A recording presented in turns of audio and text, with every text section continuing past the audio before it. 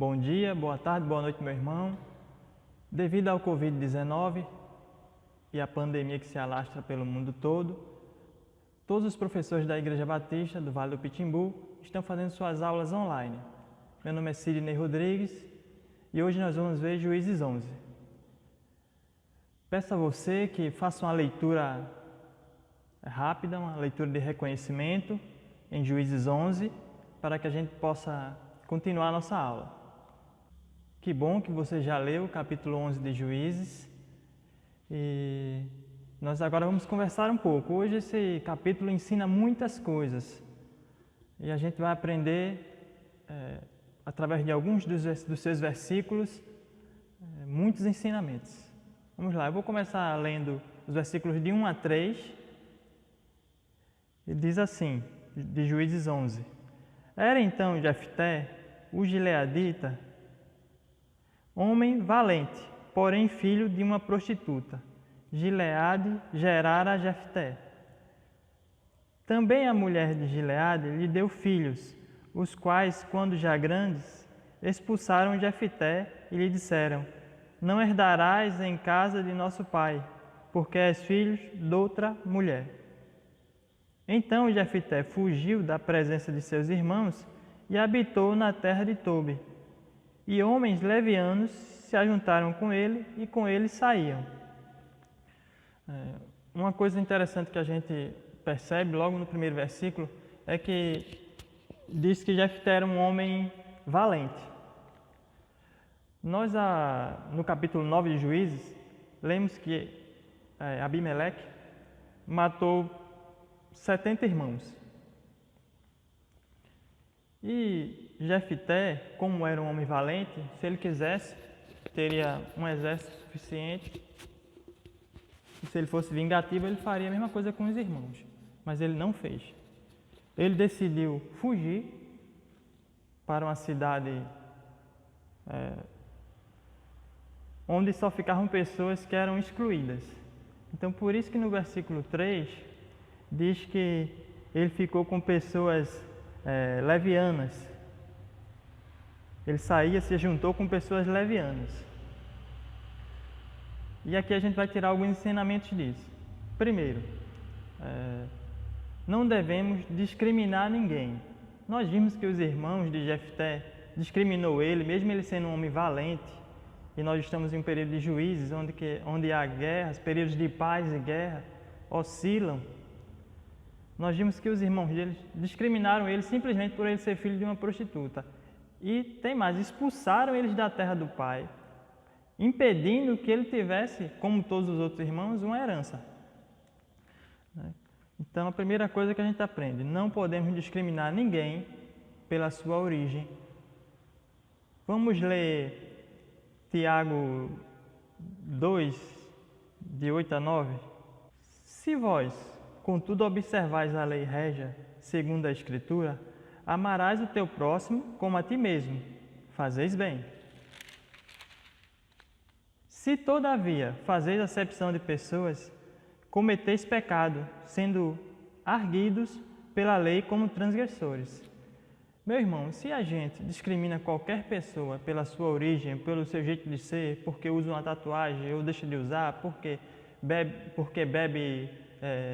ingere bebidas alcoólicas, porque é mais bruto, ou porque tem uma classe econômica mais baixa ou mais alta, porque na sua visão é arrogante, ou porque na sua visão é passivo demais, qualquer tipo de discriminação que você esteja fazendo, não é adequado para o cristão e é pecado.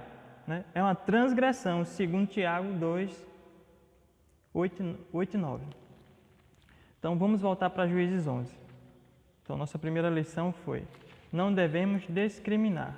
Um segundo ponto que eu queria conversar com vocês está nos versículos de 9 a 11. Vamos ler. Então Jefté perguntou aos anciãos de Gileade: Se me tornardes a levar para combater com os filhos de Amon, e o Senhor nos der a mim, então eu vos serei por cabeça.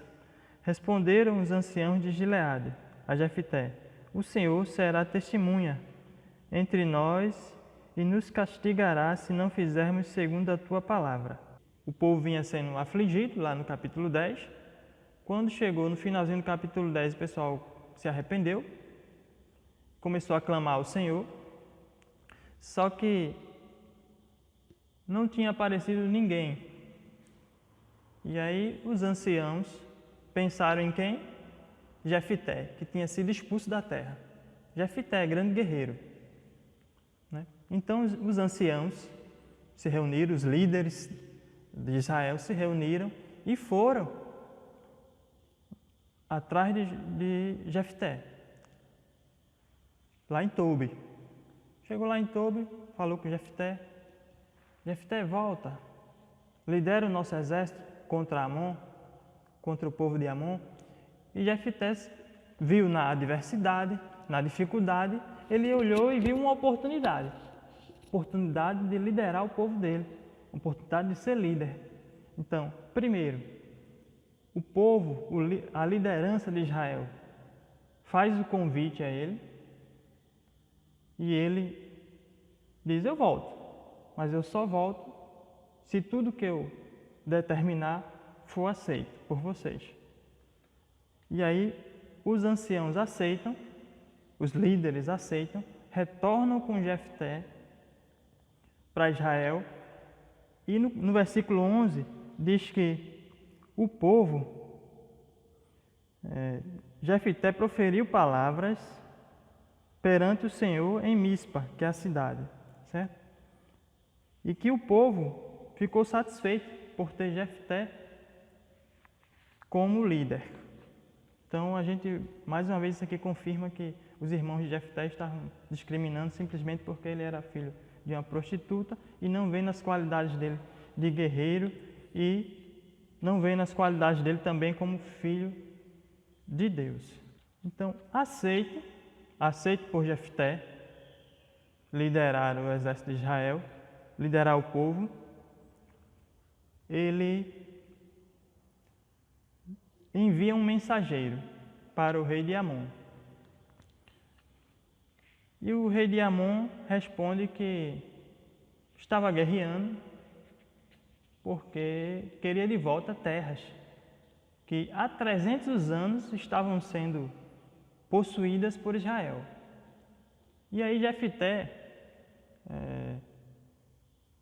nos ensina mais alguma coisa. Jefté é um homem valente. Eu estou enfatizando bastante isso porque ele é valente e impulsivo. Então, qualquer pessoa que é valente e impulsiva, normalmente ela reage rapidamente. Ela não fica se contendo para reagir. E a gente percebe que Jefté, liderando, ele está se contendo. Ele não chegou assim, reuniu todo o povo e vamos para a guerra. Não, ele mandou um mensageiro e começa a argumentar. Ele chega para o rei de Moabe e diz: olha, no tempo de Josué, quando o povo saiu do Egito, que estava caminhando em direção à terra prometida, Josué teve todo um cuidado, a liderança teve todo um cuidado para não invadir terra de ninguém.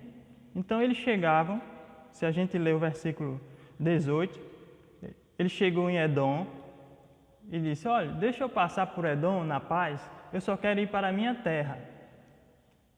E Edom fez: não aceito. Do mesmo jeito, fez Moabe: não aceito. Só que chegou num ponto em que o povo de Israel não tinha mais por onde passar. Seria cansativo demais fazer um arrodeio, porque eles já tinham feito outro, para não entrar na terra de ninguém. Mas nesse ponto não dava.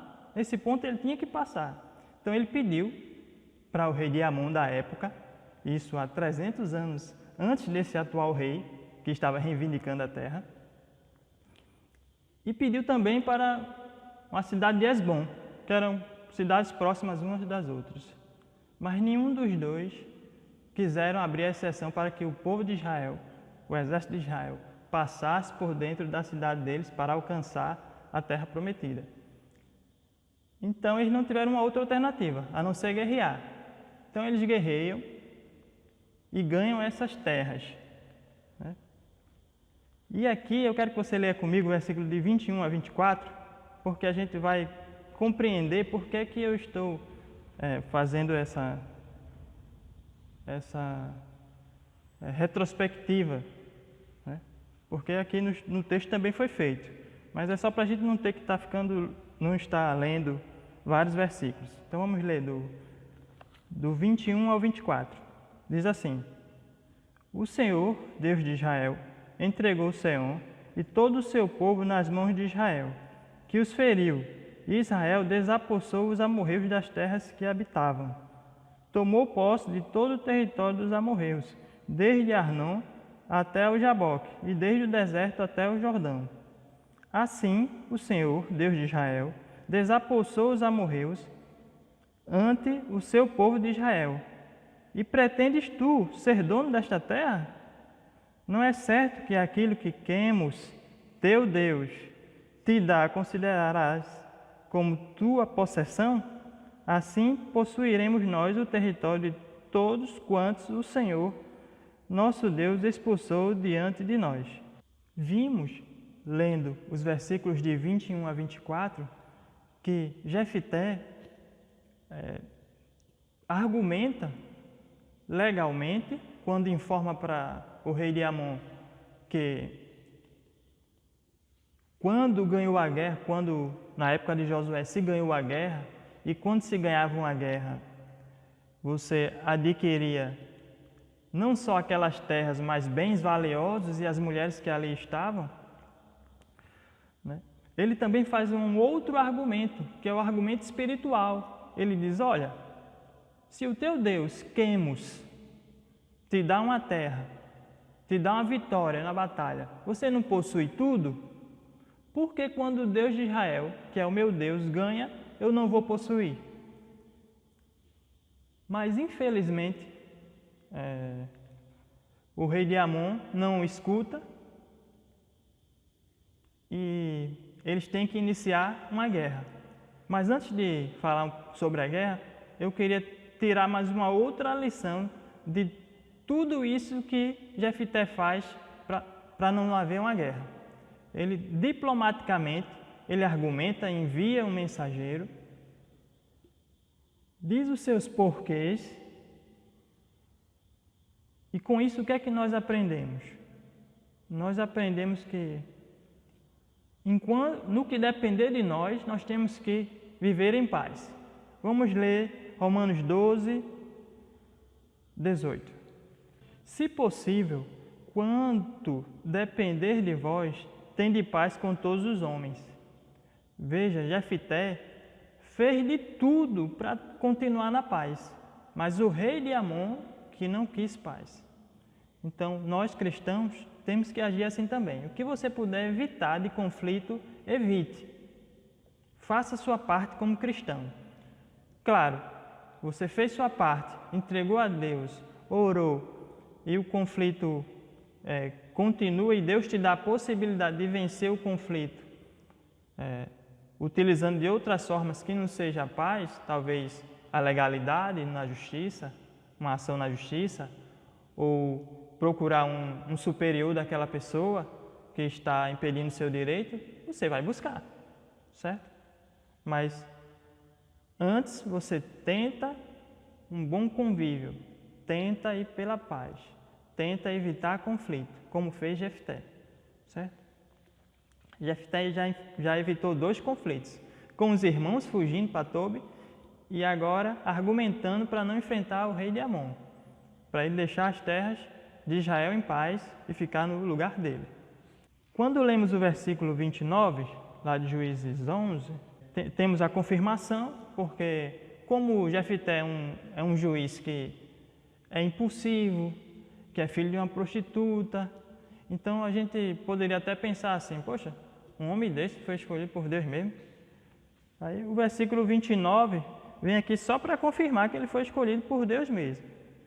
Diz assim, então o Espírito do Senhor veio sobre Jefté, e atravessando este por Gileade e Manassés, passou até Mispa de Gileade, e de Mispa de Gileade passou contra os filhos de Amon. Então aqui ele continua caminhando entre as cidades, dessa vez com o seu exército, certo? E vai para a batalha com Amon. Só que antes de iniciar a batalha, ele faz uma espécie de voto, de juramento. No juramento, ele diz que se voltar vitorioso da guerra, a primeira pessoa que sair do interior das terras dele, da casa dele, em Mispa, ele vai sacrificar em holocausto. E a gente sabe que não era costume do povo de Israel sacrificar seres humanos. Mas, infelizmente, esse tempo que Jefité passou morando longe, morando em Tobi, junto com pessoas levianas, e ele, infelizmente, era impulsivo e se deixava levar por qualquer onda de ideias, né? Ele teve essa ideia de fazer um holocausto humano para o Senhor. E é bom lembrar que quando você prometia algo a Deus, você não podia voltar atrás. Prometeu, não volta mais atrás. Tem que cumprir o que você prometeu a Deus. No Antigo Testamento era assim, e hoje eu acredito que se você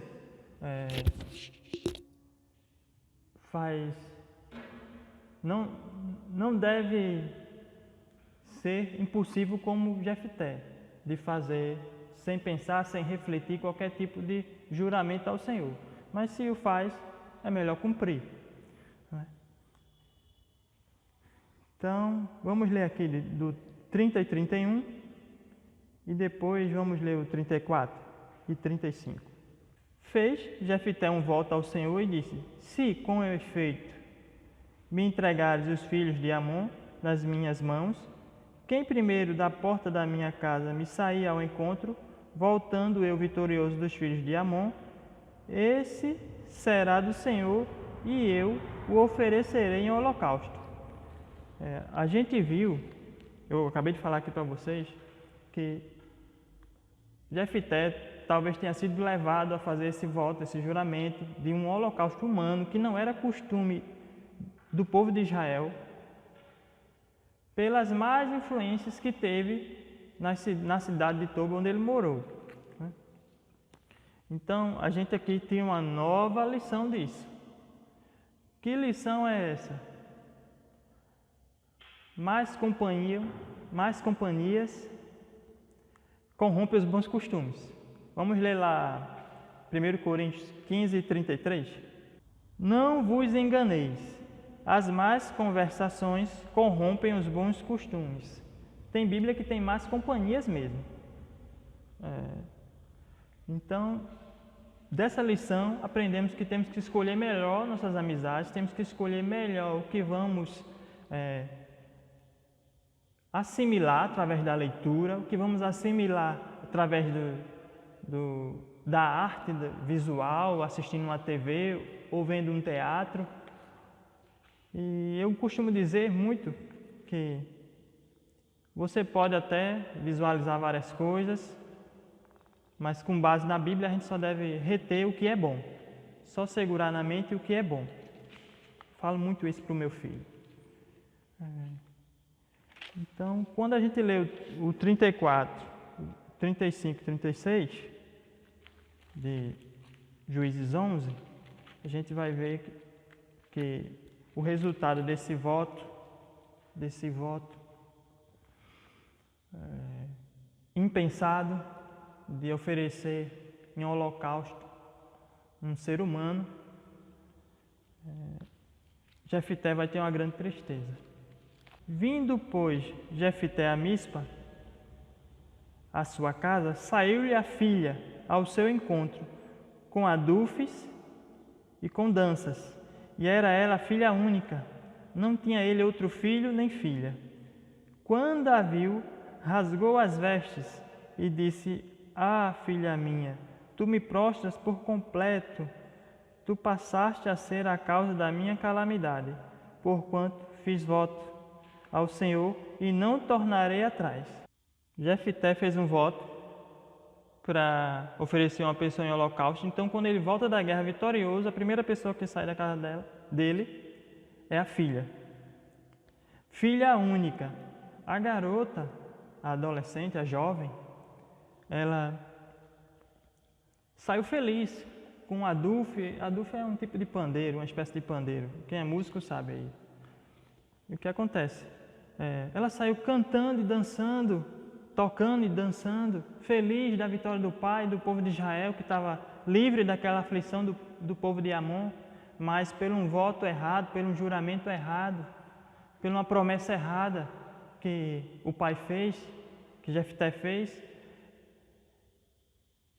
ela fica sabendo que iria morrer, ia ser oferecida em holocausto.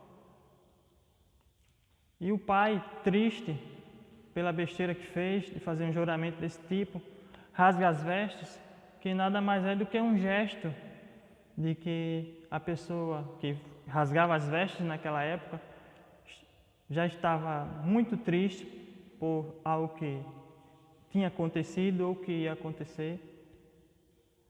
Podia ser para significar um luto, poderia ser para significar uma outra situação adversa que ela estava passando. Então, naquele momento, ela começava a andar com a veste rasgada para indicar a todo mundo que ela estava muito triste por tudo aquilo. Então, no versículo 36, a filha de Jefté vai dar mais uma lição de vida para muita gente. E ela vai dizer: Pai meu, fizeste voto ao Senhor. Faze, pois, de mim segundo o teu voto, pois o Senhor te vingou dos teus inimigos, os filhos de Amon. Ela, mesmo sabendo daquilo que ia sofrer, diz ao pai: se o Senhor prometeu a Deus, cumpra o que prometeu. A única exigência que ela faz, ela pede para passear com as amigas, porque ela estava muito triste, porque além de morrer, jamais ia poder formar uma família, ter filhos, a vida dela ia acabar. Então o pai permite que ela faça uma viagem, passa 2 meses, depois ela retorna e a maioria dos comentadores afirmam que realmente ela foi oferecida em holocausto. Alguns poucos dizem que não, ela ficou só virgem até a morte, mas os versículos finais do capítulo indicam que realmente ela foi oferecida em holocausto. O versículo 39. Então, essa foi a aula de hoje. Eu espero que a gente tenha aprendido tudo que Deus quis nos ensinar. Se você tem alguma dúvida, você pode colocar aqui nas nossas redes sociais do YouTube, ou pode colocar também nas redes sociais da igreja, no Instagram, no Facebook, que o pastor e os professores vão te responder com todo carinho e atenção. Até a próxima aula.